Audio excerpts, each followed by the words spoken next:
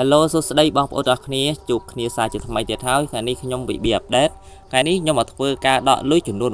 $28ពី website ខ្មែរឈ្មោះថា e-card mall អញ្ចឹងសម្រាប់ website នេះគឺពិតជាអាចរកលុយបានស្រួលដកលុយបានពិតបងប្អូនទាំងអស់គ្នាអញ្ចឹងឆ្លៀតពេលនេះខ្ញុំក៏មកបង្ហាញពីប្រវត្តិនៃការដកលុយជាច្រើនដងជូនបងប្អូនទាំងអស់គ្នាមើលដែរមិនមែនតែម្ដងទេបងប្អូនទាំងអស់គ្នាគឺចំនួន10ដងហើយអញ្ចឹងបូករួមនឹងខ្ញុំដកលើកនេះម្ដងទៀតគឺមានចំនួន11ដងហើយបងប្អូនទាំងអស់គ្នាគឺយើងដកតាមរយៈ Wing ក៏បាន AVA ក៏បាន AC ក៏បានប៉ុន្តែសម្រាប់ខ្ញុំគឺខ្ញុំចងការធនាគារជាមួយនឹង Wing អញ្ចឹងខ្ញុំដកជាមួយ Wing ណាបងប្អូនទាំងអស់គ្នាឥឡូវនេះខ្ញុំក៏មកឆ្លៀតដកលុយចំនួន$28ជូនបងប្អូនទាំងអស់គ្នាមើលម្ដងទៀតគឺវាឡើង11ដងហើយបងប្អូនទាំងអស់គ្នា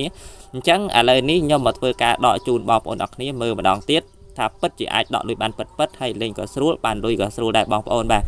ឡូវខ្ញុំភិចនៅកន្លែងការធនាគារខ្ញុំហើយបន្ទាប់មកទៀតគឺយើងកំណត់ចំនួនទឹកប្រាក់ដែលយើងត្រូវការដកណាអញ្ចឹងខ្ញុំដកថ្ងៃនេះគឺខ្ញុំដក$28បងប្អូនបាទ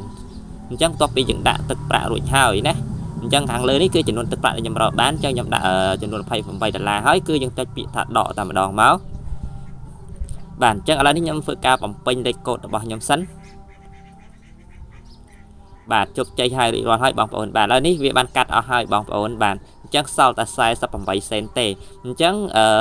សម្រាប់ការដកគឺដកបានពិតបងប្អូនអរគ្នាឥឡូវនេះបង្ហាញបងប្អូនដងទៀតថានេះកំពុងតែដកអញ្ចឹងចំនួនទាំងអស់វាឡើងដល់11ដងហើយបងប្អូនអរគ្នា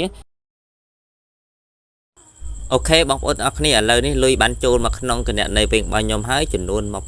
$26.60សេនណាបងប្អូនបាទគឺខាង website គេកាត់5%ពីចំពោះការដកលុយរបស់យើងខាង website គេកាត់